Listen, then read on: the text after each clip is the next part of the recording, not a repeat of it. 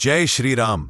पिछले भाग में आपने सुना कि कैसे अयोध्या नगरी में पुत्रेष्टि यज्ञ संपन्न हुआ और देवताओं ने भविष्यवाणी की कि स्वयं विष्णु भगवान अब पृथ्वी पर अवतरित होने वाले हैं। अब चलिए प्रवेश करते हैं उस दिव्य क्षण में जिसकी प्रतीक्षा देवता, ऋषि, मनुष्य सब कर रहे थे। अयोध्या में चैत्र मास की शुक्ल पक्ष की नवमी तिथि दोपहर का समय पूरा वातावरण असाधारण शांति से भर गया था।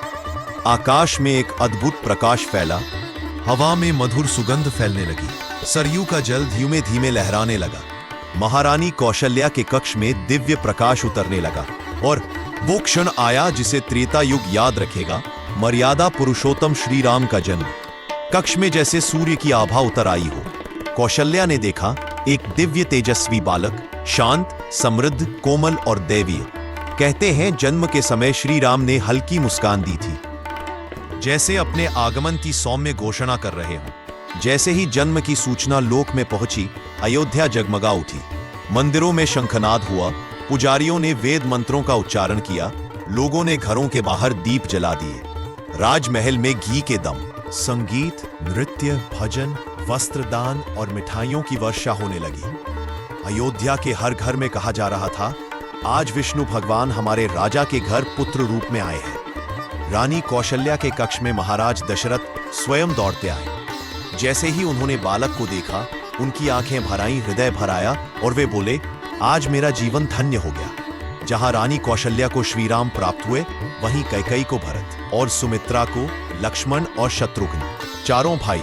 राम धर्म का स्वरूप, लक्ष्मण सेवा का स्वरूप, भरत निष्ठा का स्वरूप, शत्रुघ्न समर्पण का स्वरूप। पूरा राजमहल इन चारों भाइयों की किलकारियों से गूंज उठा। राम बचपन में बहुत शांत, सौम्य और गंभीर थे। कौशल्या उन्हें गोद में लेकर झुलाती तो बालक राम उन्हें प्रेम से निहारते रहते। कभी कभी जब वे मुस्कुराते तो उनका चेहरा ऐसा चमक उठता था जैसे सूर्योदय हो गया हो। राजमहल की दासियां कहती, जब बालराम हंसते हैं लगता है पूरा कमरा पूजा स्थल बन गया हो। लक्ष्मण बचपन से ही राम पर अटूट प्रेम रखते थे। कहते हैं वे किसी भी कार्य, किसी भी क्षण राम से अलग नहीं रहते थे। पिलाती सुमित्रा को लक्ष्मण को संभालना पड़ता, जो रोकर यह जताता कि मैं भी राम के साथ रहना चाहता हूं। लक्ष्मण ने बाल्यकाल से ही स्वयं को राम की सेवा में समर्पित कर दिया था। भरत शांत, नीति प्रिय और विचारशील थे। बचपन में भी उनके चेहरे पर एक गंभीरता रहती थी। शत्रुघ्न शांत, विनम्र और प्रेमी स्वभाव के, वे भरत का अनुकरण करते थे और हमेशा उनके साथ रहते। चारों भाइयों का प्रेम राजकुल का सबसे बड़ा आभूषण था। जैसे जैसे समय बीतता गया, राम की बाल लीलाएं अयोध्या में प्रसिद्ध होने लगी।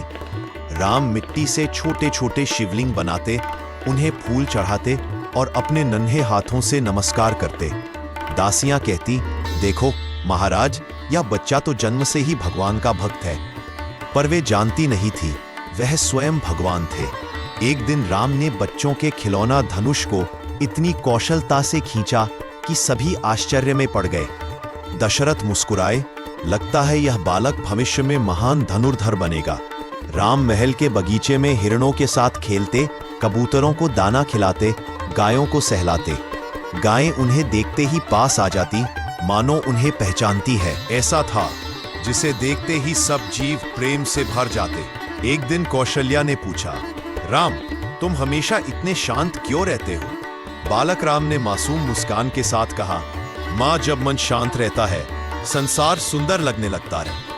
कौशल्या उस उत्तर से चकित रह गई। वे समझ गईं, ये साधारण बालक नहीं, ये संसार को मार्ग दिखाने आया दिव्य प्रकाश है। राजा दशरथ चारों पुत्रों को गुरु वशिष्ठ के आश्रम ले गए।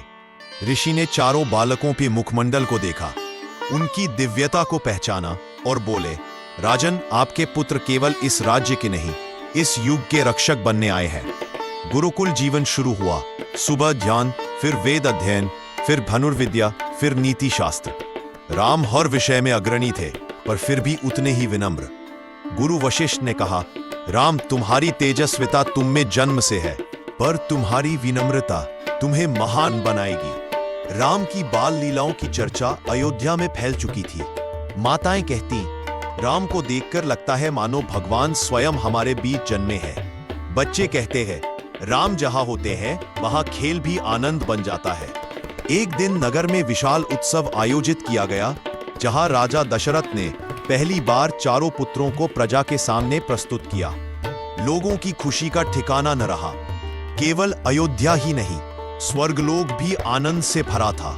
देवताओं ने कहा, प्रभु अवतरित हो चुके हैं, अब धर्म की धारा फिर से प्रवाहित होगी। ऋषि मुनि तपस्थलों पर मंगलाचरण करने लगे। सप्तऋषि अपने अपने स्थानों पर ध्यानस्थ हो गए। राम बाल्यकाल में भी क्रोध से रहित, अभिमान से रहित, धैर्यवान, विनम्र और अत्यंत करुणामय थे।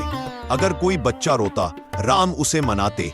अगर कोई घायल पक्षी मिलता, राम उसे सहलाते। अगर कोई सेवक थक जाता, राम उसे पानी देते। सीता से विवाह, वनवास, युद्ध, ये तो बाद के अध्याय है। राम की महानता बचपन से ही दिखती थी। दशरथ कई बार रात को अपने कक्ष से निकलकर चारों पुत्रों को सोते हुए देखते। उनकी आह, मैंने क्या पुण्य किया जो मुझे ऐसे 4 पुत्र प्राप्त हुए। समय बीत रहा था, राम और लक्ष्मण बड़े हो रहे थे और अब वह समय आ चुका था जब महर्षि विश्वामित्र अयोध्या आएंगे और एक ऐसा अध्याय शुरू होगा जो राम के जीवन का पहला महान मोड़ बनेगा। विश्वामित्र का आगमन, ताड़का का वध, अस्त्र शस्त्र की दीक्षा